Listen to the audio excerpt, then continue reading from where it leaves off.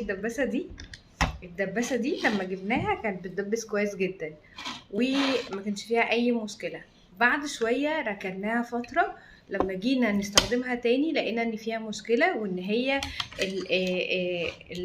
بتاعة الدبابيس دي ما بتروحش وتيجي معانا بسهولة زي الاول، ولازم نقعد نزق فيها ونركبها ونفكها لحد ما تشتغل تاني. طيب انا بقول كده ليه؟ علشان احنا برضو عقل الطفل بيبقى مولود ما فيهوش اي مشكله، ما عندوش مشكله في التركيز والانتباه، ما عندوش مشكله في الادراك، ما عندوش اي مشكله في اي حاجه.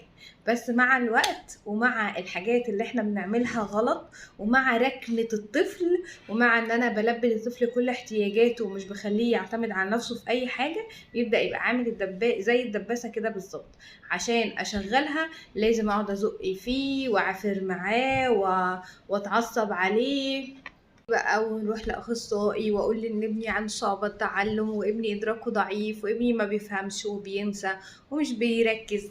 انت يا ست الكل لو اشتغلتي الدباسة عقل الطفل من الاول خالص وخليتيه يعتمد على نفسه وطول الوقت بتستخدمي عقله وبتخليه يشغل عقله، صدقيني عمره ما هيحصل له الجمود او الصدى اللي بيحصل لاطفال كتير، ونقعد بقى ننسبها لاضطرابات وهي مش اضطرابات، ده هي سوء استخدام.